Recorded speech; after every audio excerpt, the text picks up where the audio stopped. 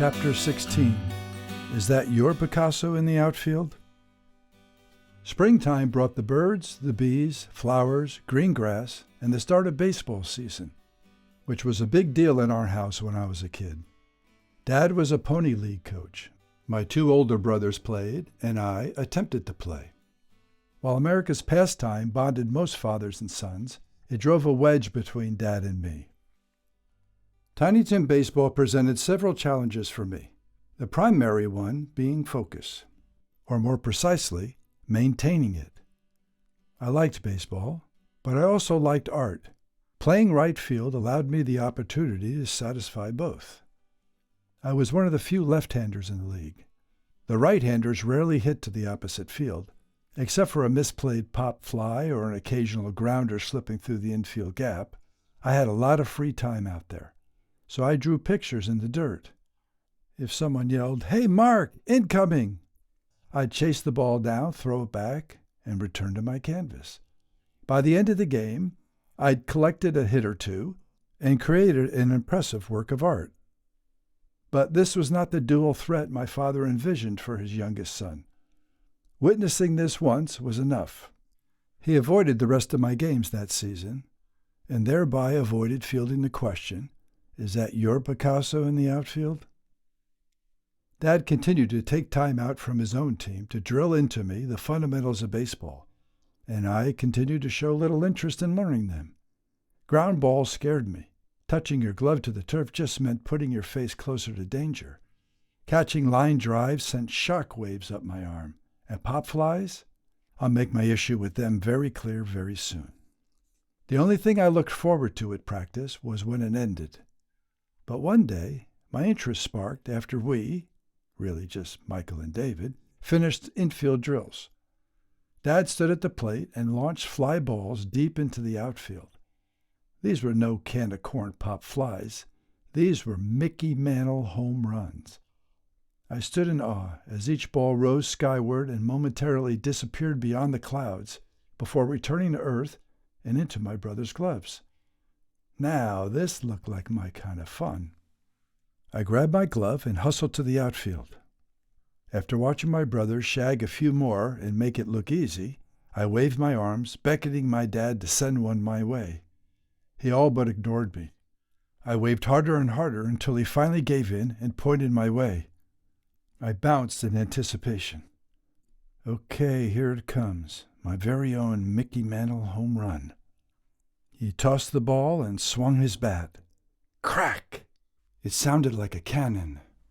The ball climbed up and up and up into the sky. I stood there, as I saw my brothers had done, and waited and waited.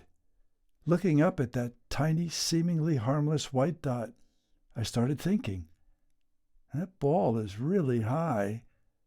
When it comes down, it's going to be going really fast. My heart raced, my feet froze, and it's going to really hurt. I didn't want any part of that pain, so I broke free and ran to the right.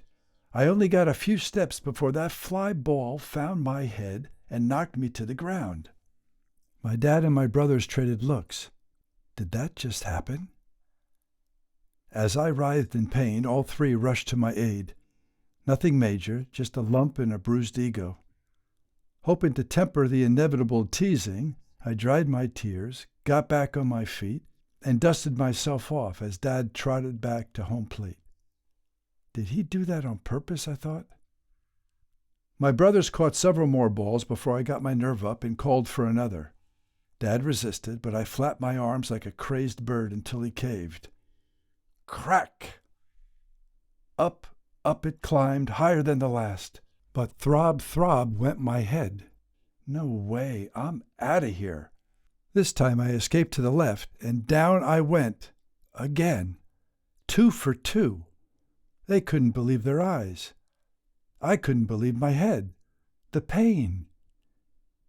While they wondered if I was gifted in some strange sort of way, I wondered, does my father hate me? Under normal circumstances, practice should have ended right then and there, but normal vanished 2 Mickey Mantle home run fly balls ago. Once again, I struggled to my feet, wiped my tears, and dusted myself off. blame my bruised and battered ego, blame the 2 possible concussions, or blame my hell-bent need to blunt Michael and David's sure-to-come psychological torture. Whatever the reason, I was determined to prove the first 2 balls were flukes. I begged for another shot, set myself, and waited.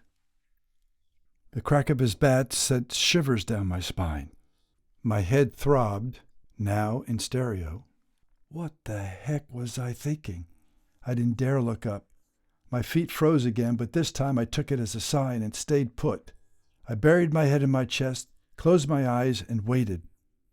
And waited. And bam! Unbelievable. My brothers shook their heads, convinced I was adopted. Dad must have also considered the possibility. If Mom witnessed this magnetic display of ball to head, I'm sure she would have too. Dad never took me seriously after that, yet I continued to play baseball every spring. He showed up every once in a while, always unannounced, always far away from the other parents, and when I spotted him, I always screwed up by making an error or striking out. At one of his surprise appearances, the umpire didn't show, so Dad volunteered. Since no one knew he was my father, no one objected. No one but me. Mum's the word. I had an uneventful game, but I had a chance to be the hero in the final inning. I stood at the plate with the go-ahead run on second. I worked the count to full, 3 balls, 2 strikes. A walk would have extended the game, but a hit would win it. As I waited for the payoff pitch, my focus bounced back and forth between the pitcher, 46 feet in front of me, and the home plate umpire, crouched 6 feet behind. The pitcher wound up and delivered. I held up as the ball sailed high and outside, clearly ball 4. Yet I heard, "Strike 3, you're out." I dropped my bat and hung my head. The opposing team rushed the mound and cheered, 2, 4, 6, 8, who do we appreciate? That game forever cemented my baseball relationship with my father. He never came to another game, and we never discussed that one until years later when I included it in a gift of 75 memories for his 75th birthday. Most memories were happy, some were pithy, but I cherished them all. Dad said he remembered that game and admitted the ball was high and outside, definitely not a strike. "But I taught you never to go down without swinging," he added. Then he stunned me when he said, "I've regretted that call for 23 years. 23 years. How we wasted all that time in between. Fuck, Mum's the word. Mom saw a few of my good games, and though her attempts were futile, she always defended me to Dad.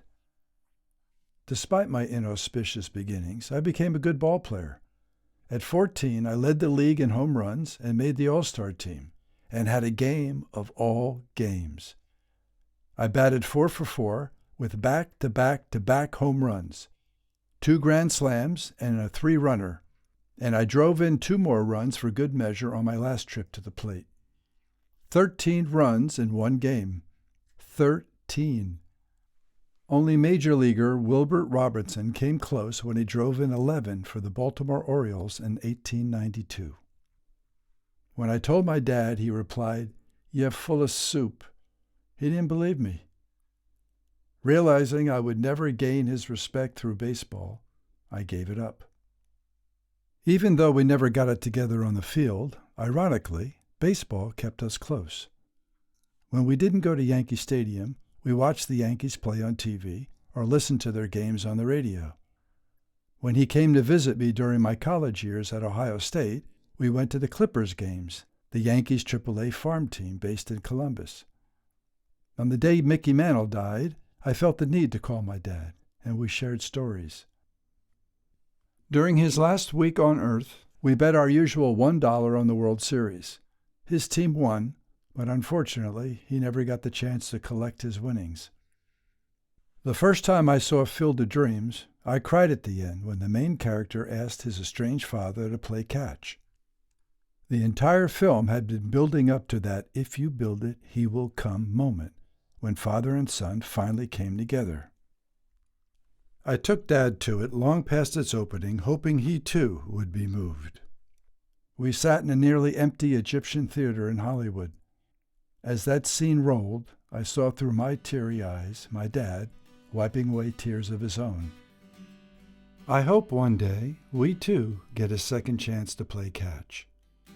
I can always dream.